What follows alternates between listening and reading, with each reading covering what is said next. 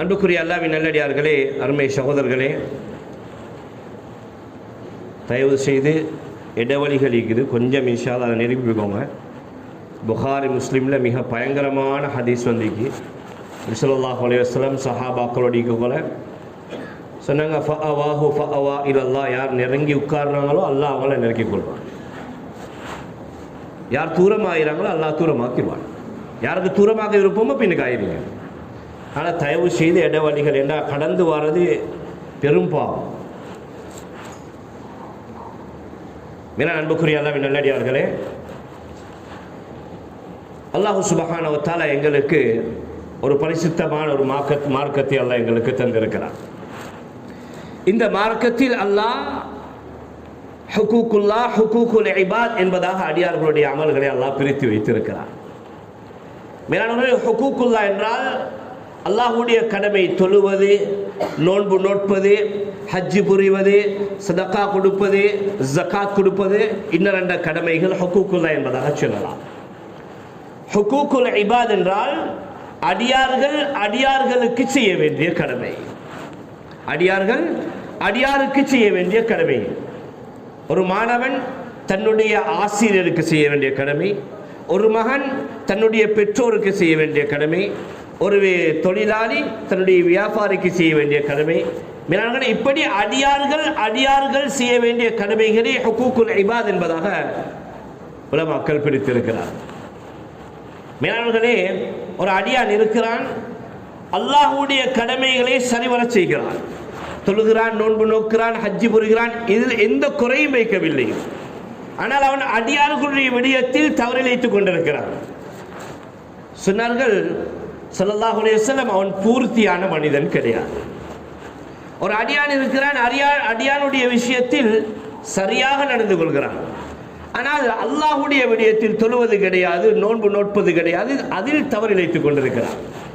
இந்த அடியானும் பூர்த்தியான இஸ்லாத்தை நுழைந்தவனாக ஆக முடியாது என்பதாக உலமாக்கள் சொல்கிறார். எப்போது இந்த அடியான் அல்லாஹ்வுடைய கடமையை சரியாக செய்து அடியார்களுடைய ஹக்கையும் சரியாக செய்கிறானோ அன்றுதான் அவன் பூரண முஸ்லீம் ஆகிறான் என்பதாக உலமாக்கள் சொல்கிறார். மேலானவர்களே, அந்த அடிப்படையில் அடியார்களுடைய ஹக்கில் இன்று நாம் பார்க்கக்கூடிய முக்கியமான ஒரு விடயம்தான் கொடுக்கல் வாங்கலுடைய விடயமாக இருந்து கொண்டிருக்கிறது, கடனுடைய விடயமாக இருந்து கொண்டிருக்கிறது. ஒரு ஏழை கஷ்டப்படும் போது, ஒரு ஏழை சிரமப்படும் போது அவர் கடனாக வந்து கடன் கேட்கிறாரா, அந்த கடனை கொடுப்பது இஸ்லாத்தின் பார்வை, தீனுல் இஸ்லாத்தின் பார்வையில் மிகப்பெரிய நன்மையாக இருந்து கொண்டிருக்கிறது. இது மாதிரி யார் கடனை எடுத்து விட்டு திருப்பி கொடுக்காமல் இருக்கிறாரோ, புகாரி, முஸ்லீம், நசை, அபு தாவூத் போன்ற பெரிய கிரந்தங்களில் வந்திருக்கிறது, பெரும் பாவங்கள் அக்பருல் கபாயிர், பெரும் பாவங்களுக்கு அடுத்தால் ஒரு பாவம் இருக்கும் என்றால் கடனை எடுத்து திருப்பி கொடுக்காமல் இருக்கும் பாவம் என்பதாக உலமாக்கள் சொல்கிறார். மேலாளர்களே, இந்த கடன் இருக்குதே, இதை இஸ்லாம் கடன் கொடுப்பவர்கள் எப்படி கடன் கொடுக்க வேண்டும், கடன் வாங்குபவர்கள் எப்படி நடந்து கொள்ள வேண்டும் என்பதாக பிரித்திருக்கிறார். கடன் கொடுக்கக்கூடிய நேரத்தில் மேலானவர்களே, சில நேரம் கடன் கொடுப்பது அது ஹராமான நிலைமைக்கு போய் சென்று விடும். சில நேரம் அந்த அடியான் கேட்கக்கூடிய அடியானுக்கு கடன் கொடுப்பது அது ஹராம், அவனுக்கு கொடுப்பது இஸ்லாத்தின் பார்வையில் ஹராமாக இருக்கும். சில கட்டத்தில் அந்த கடன் கொடுப்பது மக்ரூஹாக இருக்கும். சில கட்டத்தில் அவனுக்கு கடன் கொடுப்பது வாஜிபான நிலைமையில் இருக்கும். மேலானவர்களே, ஒரு அடியான் வந்து கடன் கேட்கிறான். கடன் கேட்கும் போது அவன் எதற்காக வேண்டி கடன் கேட்கிறான்? ஒரு பாவமான ஒரு செயலை செய்வதற்காக வேண்டி, ஹராமான விஷயத்துக்கு ஈடுபடுறதுக்காக வேண்டி, மது அருந்துவதற்காக வேண்டி, ஒரு மனிதனுக்கு அநியாயம் செய்வதற்காக வேண்டி, விபச்சாரம் செய்வதற்காக வேண்டி, இன்னொரு இப்படி பாவமான விஷயத்துக்கு ஒரு அடியான் கடன் கேட்கிறான் என்றால் இஸ்லாம் சொல்கிறது இந்த அடியானுக்கு கடன் கொடுப்பது ஹராம். ஒரு அடியான் வட்டியிலே விழுந்து விட்டான், வந்து கேட்கிறான், நான் வட்டியிலே விழுந்து விட்டேன், எனக்கு வட்டியை நான் விதாக்கணும், பூர்த்தியாக்கணும், எனக்கு கடனாக இவ்வளவு தாருங்கள்.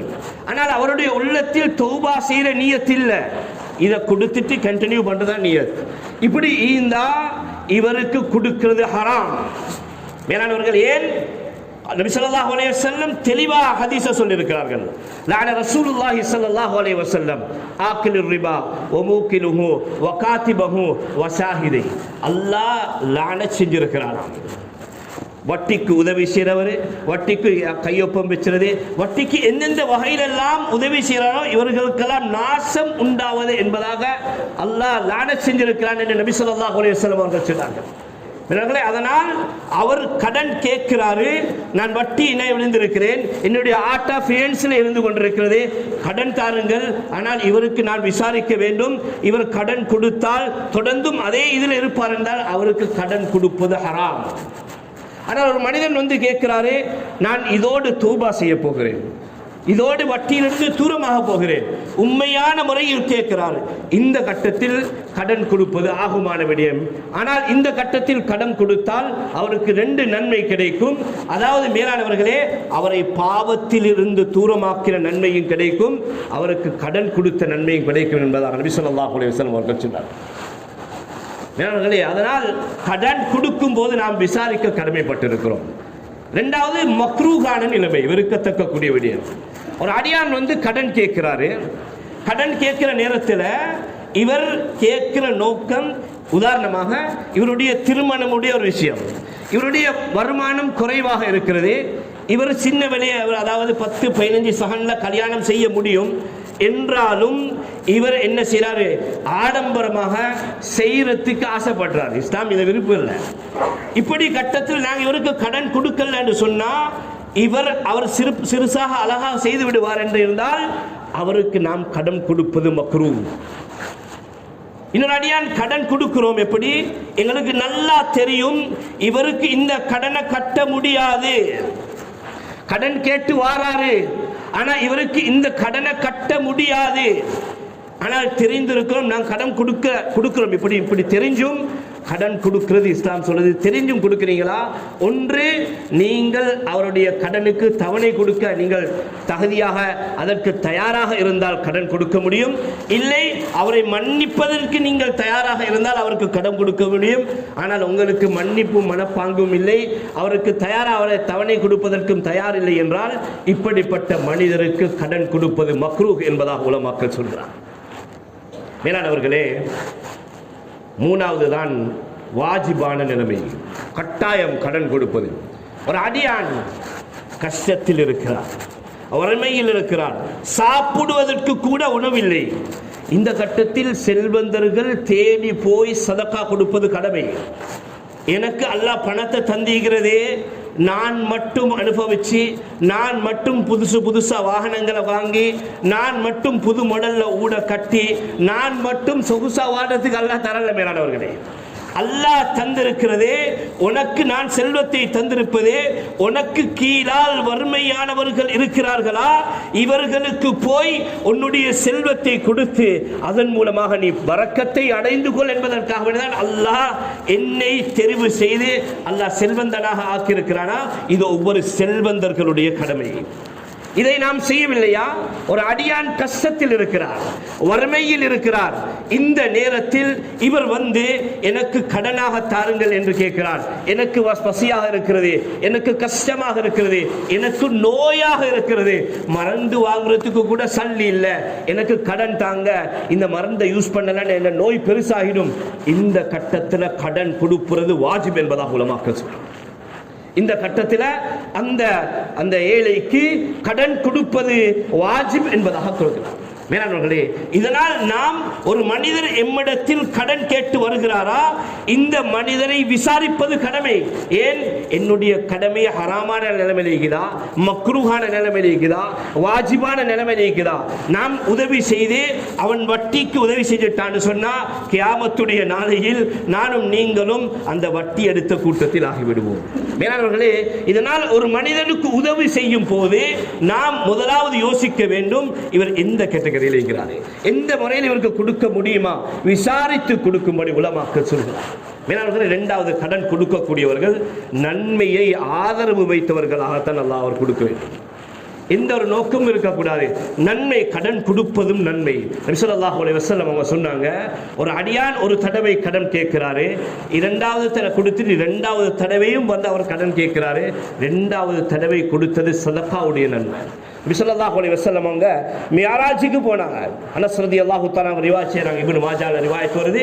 மியராஜுக்கு போன இடத்துல சொர்க்கத்துடைய வாசல்ல எழுதப்பட்டிருந்துச்சு, அதாவது அஸ்ஸதகத்து பிஅஷ்ரி அம்சாலிஹா வல் கர்து பி 18. அதாவது சதகா கொடுத்தா 10 நன்மைகள், கடன் கொடுத்தா 18 நன்மைகள் இருந்ததாக எழுதப்பட்டது.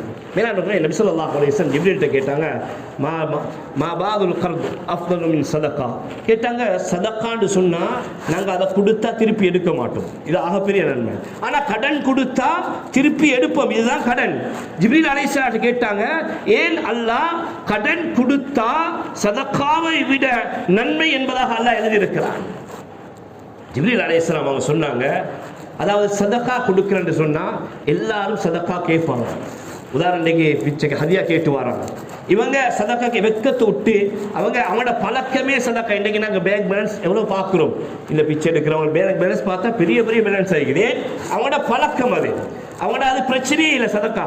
ஆனால் ஒரு மனிதன் கடன் கேட்டு வாரானா சொல்றாங்க, அந்த மனிதன் கடன் கேட்டு வாரானா அவனுக்கு ஏலாத நிலைமை, அவனுக்கு கஷ்டமான நிலைமை, இவனுடைய மானத்தை விட்டுட்டு இவனோட கண்ணியத்தை இழந்து கௌரவத்தை இழந்து இவன் வந்து கடன் கேட்கிறான். இந்த கட்டத்தில் அவனை ரெஸ்பெக்ட் பண்ணி அவனை கண்ணியப்படுத்தி நாம் கடன் கொடுக்கிறோமே, இதுக்கு தான் அல்லாஹ் 18 மடங்கு நன்மை அல்லாஹ் கொடுக்கிறான் என்பதாக ஜிப்ரீல் அலைஹிஸ்ஸலாம் அவர்கள் சொன்னார்.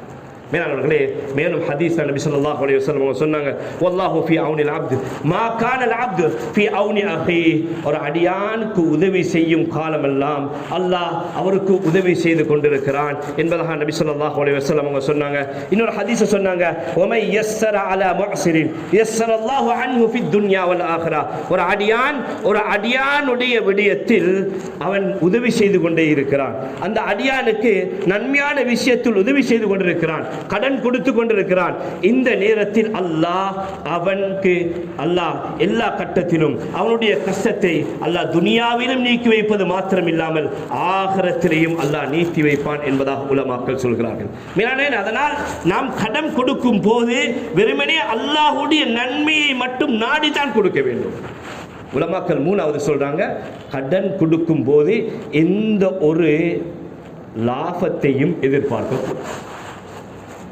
நான் உங்களுக்கு 1000 ரூபாய் தருகிறேன், திருப்பி தரும்போது எனக்கு 1100 ரூபாய் தர வேண்டும். உதாரணம், இப்படி ஒரு லாபத்தை எதிர்பார்த்து கொடுப்பது. நபி ஸல்லல்லாஹு அலைஹி வஸல்லம் சொன்னாங்க, குல்லு கர்தின் ஜர்ர மன்ஃபஅத ஃபஹுவ ரிபா வஃபி ரிவாயத்தின் வஹுவ ஹராம்.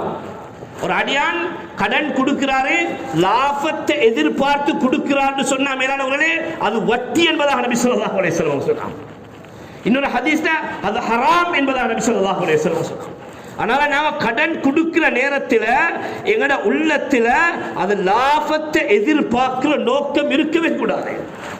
அனஸ் ரலியல்லாஹு தஆலா ரிவாயத் செய்றாங்க, புகாரில வரக்கூடிய ரிவாயத், யா ரசூலல்லாஹ், நான் கடன் கொடுக்கிறேன், கடனை கொடுத்தா எனக்கு அது நான் என்ன செய்றேன், அவர் எனக்கு ஒரு கிஃப்ட்டை கடனை கொடுத்த உடனே எனக்கு ஒரு கிஃப்ட்டை கொண்டு தராரு, கடனை திருப்பி தரல, ஆனா எனக்கு கிஃப்ட் தராரு, ஏதாவது உதவி செய்யறாரு.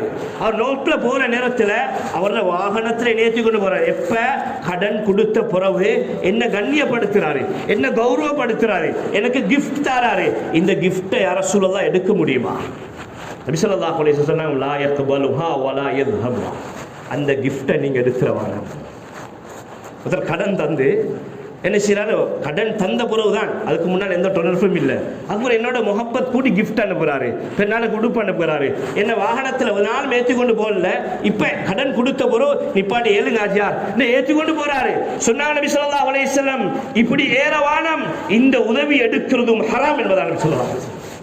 மேலானவர்களே, ஆனா உலமாக்கள் சொல்றாங்க, அதற்கு முன்னால இவங்க இல்லா ஜரா பைனஹு வ பைன கப்ல தாலிக், இதற்கு முன்னால கடன் கொடுக்கிறதுக்கு முன்னால இவங்க 2 பேருக்கு முஹப்பத் இருந்துச்சு.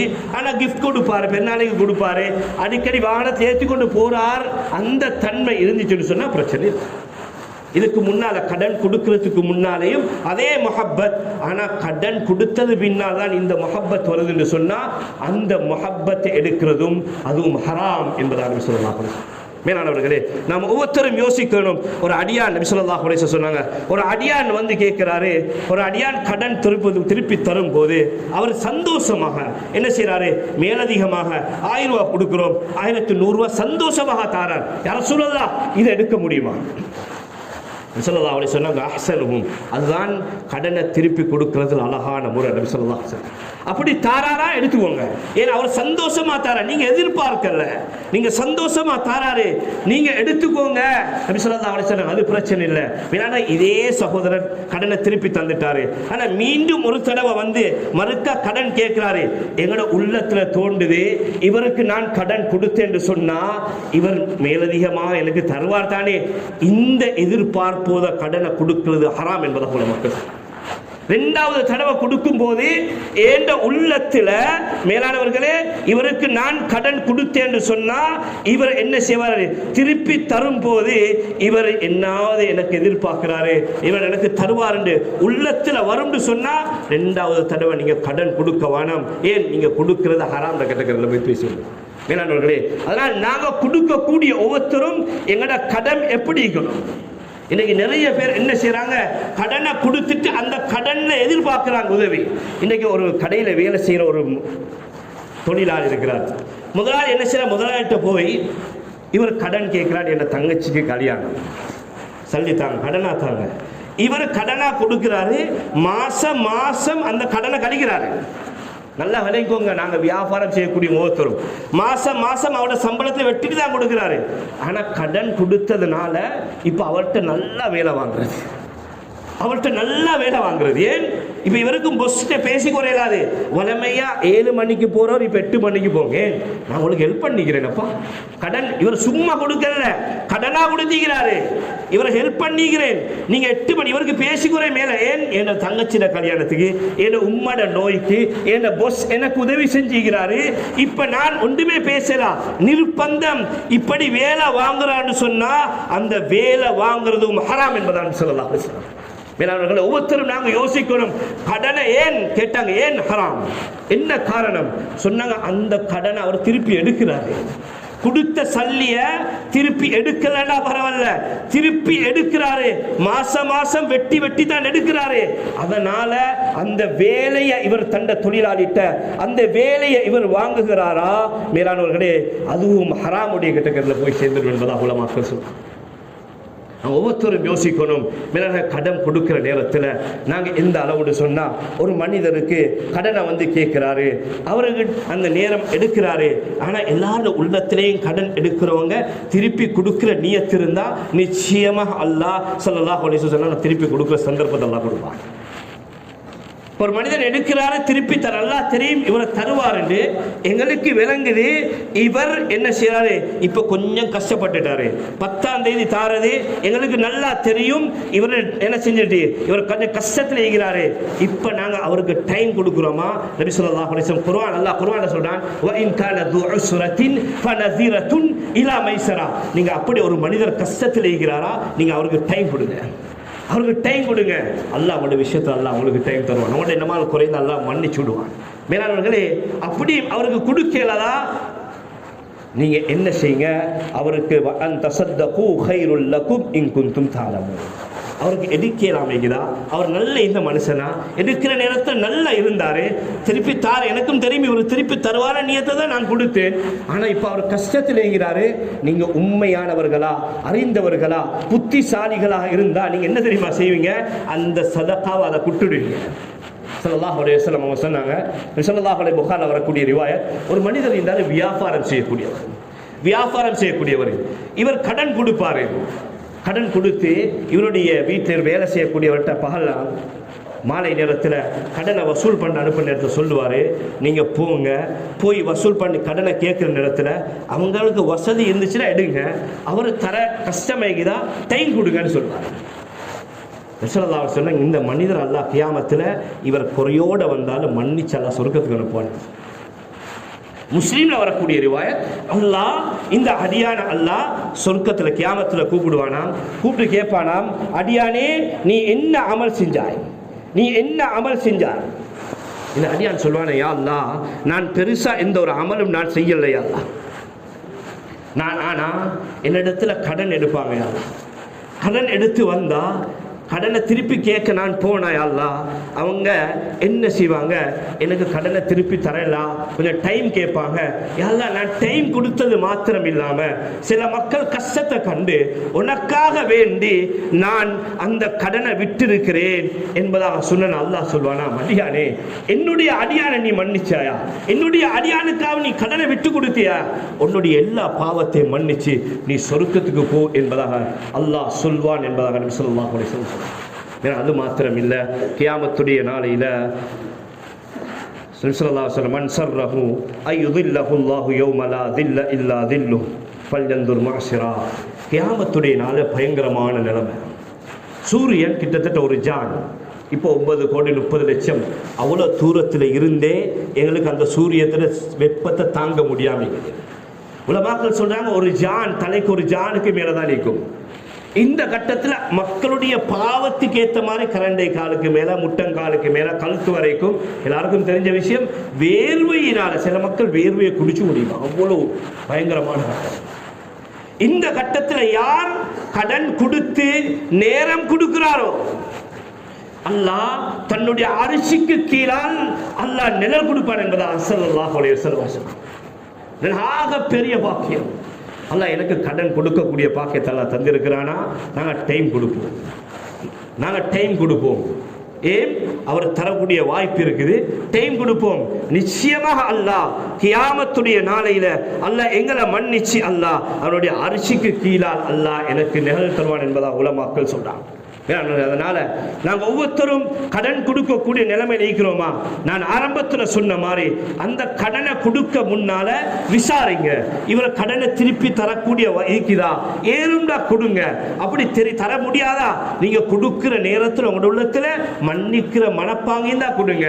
அப்படி இல்லை அவரை தர முடியாது, கொடுத்துட்டு அவருடைய மானத்தை கிழிக்க வேணும், அவரை கேவலப்படுத்த வேணும். நல்லா தெரியும் இவர் தர முடியாதுன்னு நல்லா தெரியும், தெரிஞ்சும் நான் கொடுத்து மக்களுக்கு முன்னால் அவரை கேவலமா பேசுறதுக்கு இதை ஸல்லல்லாஹு அலைஹி வஸல்லம் வெறுத்தாங்க மேலான. அதனால இவ்வளவு நேரம் நான் சொன்னது கடன் கொடுக்கக்கூடியவர்களுடைய நிபந்தனை. இப்ப கடன் ஒருத்தர் எடுக்கிறாரு, எப்படி கடன் எடுக்கணும்? கடன் நபி ஸல்லல்லாஹு அலைஹி வஸல்லம் சொன்னாங்க, கடன் எடுக்கிறதுக்கு நீங்க பழகிக்குறவா, கடன் எடுக்கிறதுக்கு நீங்க பழகுறவானம். ஏன் நபி ஸல்லல்லாஹு அலைஹி வஸல்லம் அவங்க கூட அத்தஹியாத்துல அல்லாஹும்ம இன்னி அஊது பிக மினல் மஅஸமி வல் மஹரம், யா அல்லாஹ் பாவத்தை விட்டும் கடனை விட்டும் என்ன பாதுகாத்துங்க. அத்தஹியாத்துல எல்லாம் ஓதிட்டு ஸல்லல்லாஹு அலைஹி வஸல்லம் ஒவ்வொரு தொழுகையிலையும் கடனை விட்டு பாதுகாத்துக்கிட்டாங்க. சஹாபாக்கள் கேட்டாங்க, யா ரசூலல்லாஹ் பாவத்தை விட்டு பாதுகாப்பு தேடுறது சரி, ஏன் நீங்க கடனை விட்டும் பாதுகாப்பு தேடுறீங்க? நபி ஸல்லல்லாஹு அலைஹி சொன்னாங்க, கடன் நீக்குதே இது பயங்கரமானது. நான் ஆரம்பத்தில் சொன்ன மாதிரி பெரிய பாவங்கள், பெரும் பாவங்களுக்கு அடுத்து ஒரு பாவம் இருக்கும்டா கடனை எடுத்து திருப்பி கொடுக்காமங்கிறது.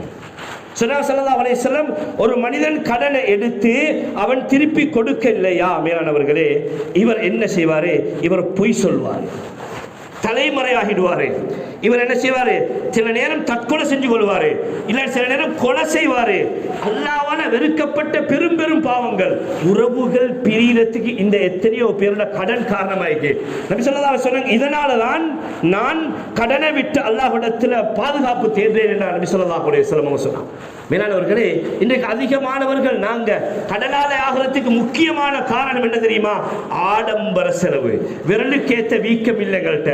ஏன் மற்றவனை பார்த்து அவர் இப்படி செய்யறாரு, அவர் இப்படி வாழ்றாரு, இது மாதிரி எனக்கேலாம் கடன் எடுத்து சரி நான் வாழ்றேன். மேலானவர்களே, இது வெறும் பயங்கரமான ஒரு பாவம் தான். கடனை எடுத்துட்டு என்னால தெரியும் எனக்கு திருப்பி கொடுக்க முடியாது என்று தெரிஞ்சும் கடன் எடுக்கிறது இருக்குது, மிக பயங்கரமானது. நபி ஸல்லல்லாஹு அலைஹி வஸல்லம் ஸல்லல்லாஹு அலைஹி வஸல்லம் அல் இக்திசாத் ஃபி நஃபகத்தி நிஸ்ஃபுல் மஈஷா, ஒரு அடியான் நடுத்தரமான நிலைமையில் வாழ்ந்து கொண்டு போறாரு, இவனோட வருமானத்துக்கு ஏற்ற மாதிரி வாழ்றாரு. சொன்னாங்க வாழ்க்கையில அறவாசி என்பதாக நபி ஸல்லல்லாஹு அலைஹி வஸல்லம். இன்னொரு பயங்கரமான ஹதீஸ் சொன்னாங்க, மன் ஃபாரக ரூஹுல் ஜஸத் வஹுவ பரீஉன் ஸலாஸா தஹலல் ஜன்னா. யார் 3 விஷயத்தை விட்டு பிரிஞ்சிக்கிறாரோ இவர் சொர்க்கத்துக்குள்ள நுழைஞ்சிருவார். 3 விஷயம் யாரோட வாழ்க்கையில் இல்லையோ இவர் சொர்க்கத்துக்குள்ள நுழைஞ்சிருவாரு. மீனவர்களே, அதாவது முதலாவது மினல் கிப்ர், யாரிடத்துல பெருமை இல்லையோ இவர் சொர்க்கவாசி. அல் கிப்ரியா ரிதாஇ வல் அஸமத்து இஸாரி ஃபமன் நாஸஅனி மின்ஹுமா அத்கல்துஹு நாரி அவ் அஸ்கன்துஹு நாரி. கமா கால அலைஹி ஸலாத்து ஸல்லல்லாஹு அலைஹி வஸல்லம். அல்லாஹ் சொல்றானா, இந்த பெருமைக்குதே இந்த ஏண்ட மேலான இந்த கண்ணியமிக்குதே இது என்னுடைய போர்வை. இந்த 2ல ஒன்றை யார் எடுக்க விரும்புகிறாரோ இவரை நான் நரகத்துக்குள்ள நுழைச்சிருவேன். ஏன்னா இந்த கொஞ்சம் சல்லி வந்தா பெருமை, கொஞ்சம் பட்டம் வந்தா பதவி வந்தா பெருமை, கொஞ்சம் மக்களுங்களை கண்ணியப்படுத்துறாரு ஷைத்தான். அந்த கண்ணியத்திலேருந்து அந்த பணத்திலேருந்து எங்களை கீழே போட்டதுக்கு முதலாவது பாவிக்கிற ஆயுதமே பெருமை. அணு அளவு பெருமை இருந்தாலும் சொர்க்கத்துக்குள்ள போக முடியாது. 2வது சொன்னாங்க ஸல்லல்லாஹு அலைஹி வஸல்லம், அதாவது மக்களை ஏமாத்துற தன்மை யார்கிட்டோ இவருக்கு சொர்க்க முடியாது. கடன் வாங்குறதுக்கு முன்னால எவ்வளோ சந்திப்புகள், எத்தனையோ சலாம், எத்தனையோ முசாஃபஹா. கடன் வாங்குறதுக்கு முன்னால் அவரை கண்டு பாரக்கல்லா வேணுமா, ஜஸாக்கல்லா வேணுமா, அல்லாஹ் அவளுக்கு ரஹமத் செய்யட்டும், அல்லாஹ் அவளுக்கு பரக்க செய்யட்டும், ஆஜியா எல்லா துவாவும் செஞ்சு கடனை கேட்குறாங்க. மேலானவர்களே, கடனை கொடுத்த உடனே நேரம் வந்துச்சுன்னு சொன்னா இவரை ஜஸாக்கல்லாவை காணல, இவரை பாரக்கல்லாவை காணல, ஒன்றையும் காணம். கால் பண்ணினா போன் ஆஃப். வீட்டுக்கு தேடி போனா பாத்ரூமுக்குள்ள ஒளிஞ்சு கொண்டு தண்ட மகளை அனுப்பி சொன்னாங்க, வாப்பா இல்லைன்னு சொல்லுங்க, மாமா இல்லைன்னு சொல்லுங்க. மேலான இப்படி ஒளிஞ்சு கொண்டிருக்கிறான். இன்னைக்கு ஏமாத்துறாங்க. இன்னைக்கு முஸ்லீம்கள் சொன்ன சில விஷயங்களை மக்கள் பேசுற நிலைமை ஆயிட்டு ஏமாத்துறதுக்கு இன்னைக்கு அதை தொழிலாக வச்சு செஞ்சு கொண்டிருக்கிறான். இப்படி செய்யறவங்க எல்லாம் மேலானவர்களே இஸ்லாம் வன்மையாக கண்டிக்கிறது.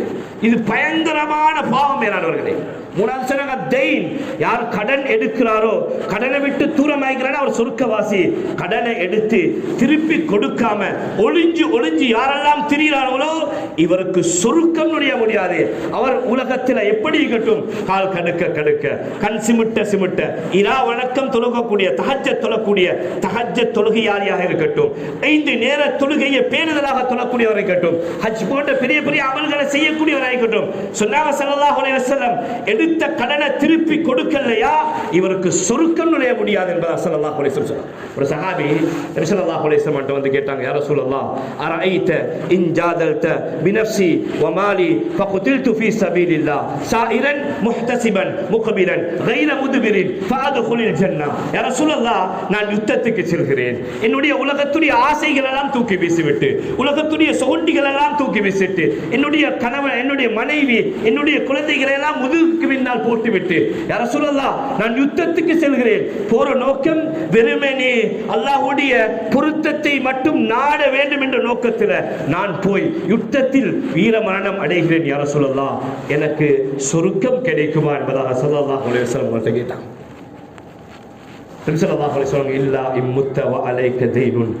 தோழரே, நீ கடனாளியாக இருந்து அந்த கடனை திருப்பி கொடுக்கும் மனப்பாங்கு இன்றி நீ மரணித்தால் தவிர என்பதாக ஸல்லல்லாஹு அலைஹி வஸல்லம் சொன்னார்.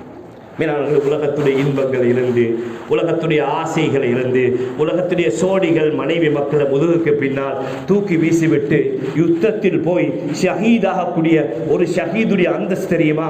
ஸல்லல்லாஹு அலைஹி வஸல்லம் சொன்னாங்க, இந்த ஷஹீதுடைய பரக்கத்தினால 70 பேர் நரகம் வாஜிபாக்கப்பட்ட கட்டாயமாக்கப்பட்ட 70 பேர் அல்லாஹ் சொர்க்கத்துக்கு அனுப்புவான்.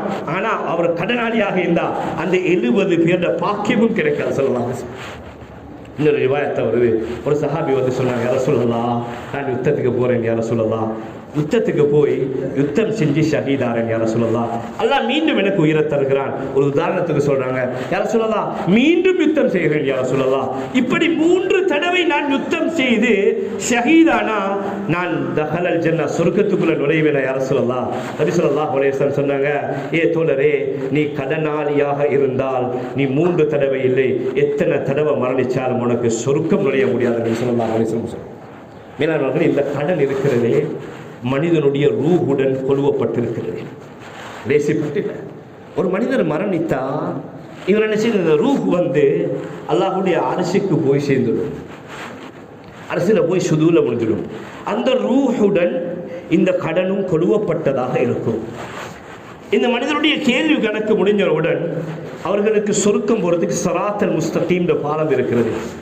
இந்த சிராத்தல் முஸ்தகீம் பாலத்தை அவர்களுடைய அமலுக்கு ஏற்ற மாதிரி மின்னல் வேகத்தில், காற்றுடைய வேகத்தில் கடந்து சென்று விடுவார்கள். மேலானவர்களே, சென்று விட்டால் அங்கு சொர்க்கத்துக்கு முன்னால் 2 விடயம் தடையாக இருக்கும். ஸல்லல்லாஹு அலைஹி வஸல்லம் சொர்க்கத்துக்கிட்ட போனாச்சு, சொர்க்கத்துல கதவை திறந்து உள்ளுக்கு போற மட்டும்தான், வேற ஒன்றும் இல்லை. ஆனா 2 விஷயம் தடையாக இருக்குமா சொன்னாங்க. முதலாவது என்ன தெரியுமா? உறவு முறை அந்த இடத்துல இருக்குமா. யா அல்லாஹ், உலகத்தில் வாழ நேரத்தை என்ன துண்டிச்சு வாழ்ந்தா யா அல்லாஹ். நானா தம்பியோட போவோம், தம்பி நானாவோட போவோம், தாத்தாவோட போவோம், உறவை துண்டிச்சு வாழ்ந்தான் யா அல்லாஹ், இவனை சொர்க்கத்துக்குள்ளால நுழைய விடாதே. அந்த உறவு முறை சண்டை முடிக்கும் என்பதாக ஸல்லல்லாஹு அலைஹி சொன்னாங்க. அந்த உறவு முறையை துண்டிச்சு வாழ்ந்தா அவர் சொர்க்கத்துக்குள்ளால போக முடியாது என்பதா. இரண்டாவது சொன்னாங்க, அமானா, அமானிதத்திற்கு மோசடி செஞ்சா யாருக்கும் சொர்க்கத்துக்குள்ள முடியாது. அமானிதம் சொல்லுமாம், யா அல்லாஹ், உலகத்துல வாழ நேரத்தில் இவன் எனக்கு அநியாயம் செஞ்சான் யா அல்லாஹ், என்னிடத்துல மோசடி செஞ்சான் யா அல்லாஹ், இவன் உள்ளே அனுப்பாதே. அமானிதம் அல்லாஹ் இடத்துல வாதிடுமா. மேலானவர்களே, மஸ்ஜித் என்பது ஒரு அமானிதம், தன்னுடைய மனைவி என்பது ஒரு அமானிதம், தன்னுடைய குழந்தை என்பது ஒரு அமானிதம். அது மாதிரி எடுத்த கடனை திருப்பி கொடுப்பதும் ஒரு அமானிதம். எடுத்த கடனை திருப்பி கொடுப்பதும் அமானிதம். ஒரு மனிதன் கடனை எடுத்து அவன் திருப்பி கொடுக்கவில்லையா, மேலானவர்களே, நிச்சயமாக அந்த கடன் அந்த இடத்துல வாதிடுமாம், யா அல்லாஹ், இவன் என்னுடைய கடனை எடுத்து திருப்பி கொடுக்கலையா அல்லாஹ், இவனை சொர்க்கத்துக்குள்ள நுழைத்திடாது என்பதாக ஸல்லல்லாஹு அலைஹி வஸல்லம் சொன்னார். இதனால தான் சஹாபாக்கள் ஜனாசா வந்தா நபி ஸல்லல்லாஹு அலைஹி வஸல்லம் விரைந்து இந்த ரிவாயத்தை வருது. நபி ஸல்லல்லாஹு ஜனாசா வந்தா ஓடி முஸல்லாவுக்கு வருவாங்க. முஸல்லாவுக்கு வந்து கேட்பாங்க, வ அலைஹி தைன், அதாவது இந்த ஜனாசாவுக்கு ஏதாவது கடன் இருக்குதுன்னு சொன்னா சல்லு அலா சாஹிபிக்கும், இந்த ஜனாசாவை நீங்களே தொழுவிச்சுக்கணும். நபி ஸல்லல்லாஹு அலைஹி தொழுவிச்ச மாட்டோம், பேத்துவாங்க. ஒரு நாள் ஒரு ஜனாசா மஸ்ஜிதுக்கு வருது. மேலானவர்களே, மஸ்ஜிதுக்கு வந்து நபி ஸல்லல்லாஹு அலைஹி வஸல்லம் அவங்க சொன்னாங்க, யா ரசூலல்லாஹ், நபி ஸல்லல்லாஹு அலைஹி வஸல்லம் விரைஞ்சு வராங்க, அந்த முஸல்லா வந்து திரும்பி கேட்குறாங்க, வ அலைஹி தைனுன், இந்த ஜனாசாவுக்கு ஏதாவது கடன் இருக்கிறதா கேட்டாங்க. சஹாபாக்கள் சொன்னாங்க, யா ரசூலல்லாஹ், திர்ஹமானி, 2 திர்ஹங்கள் இருக்குது. ஸல்லல்லாஹு அலைஹி வஸல்லம் கேட்டாங்க, இந்த ஜனாசாவுடைய கடனை யார் பொறுப்பெடுக்க போறீங்க? அந்த சபையில் இருந்த ஹஜ்ரத் அலி ரலியல்லாஹு தஆலா சொன்னாங்க, யா ரசூலல்லாஹ், அந்த கடனை நான் பொறுப்பெடுக்கிறேன். ஸல்லல்லாஹு அலைஹி வஸல்லம் ஜனாசாவை தொழுவிச்சாங்க. தொழுவிச்சு முடிஞ்சு திரும்பி சபையை பார்த்து சொன்னாங்க, ஜஸாக்குமுல்லாஹு யா அலி, ஃபக்கல்லாஹு ரிஹானக மினன் நார் கமா ஃபக்கத்த ரிஹான அஹீக்கல் முஸ்லிம். யா அலியே, ஜஸாக்குமுல்லாஹ், அல்லாஹ் உங்களுக்கு நல்ல கூலியை தருவான். எப்படி உங்களுடைய சகோதரனை நரகத்திலிருந்து நீங்க பாதுகாத்தீங்களோ, இது மாதிரி அல்லாஹ் உங்களையும் நரகத்தில் இருந்து அல்லாஹ் பாதுகாப்பானாக என்பதாக நபி ஸல்லல்லாஹு அலைஹி வஸல்லம் சொல்லிட்டு சொன்னாங்க. அலியே, நான் ஏன் தெரியுமா இப்படி சொல்கிறேன்? நான் ஏன் தெரியுமா உங்களுக்கு நான் துஆ செஞ்சேன்? நஃப்சுல் முஃமின் முஅல்லகத்தும் பிதைனிஹி ஹத்தா யுக்தா அன்ஹு தைனுஹு. சொன்னாங்க, இந்த கடன் இருக்குதே, இந்த மனிதனுடைய ரூஹுடன் கொலுவப்பட்டிருக்கிறது. எப்போது அவனுடைய கடன் நிறைவேற்றப்படுமோ அப்போதுதான் அல்லாஹ் அவனுக்கு சொர்க்கத்தை கொடுப்பான். அதையே நீங்க அந்த பாக்கியத்தை அந்த மனிதனுக்கு கொடுத்தீங்க, நிச்சயமாக அல்லாஹ் உங்களுக்கும் அல்லாஹ் சொர்க்கத்தை கொடுப்பான் என்பதாக ஸல்லல்லாஹு அலைஹி வஸல்லம் சொன்னார். இதே மாதிரி இன்னொரு ரிவாயத்தில் வருது, ஒரு சஹாபி ஒரு ஜனாசா கொண்டு வரப்படுது. ஜனாசா கொண்டு வரப்பட்டு ஸல்லல்லாஹு அலைஹி வஸல்லம் விரைஞ்சு வராங்க.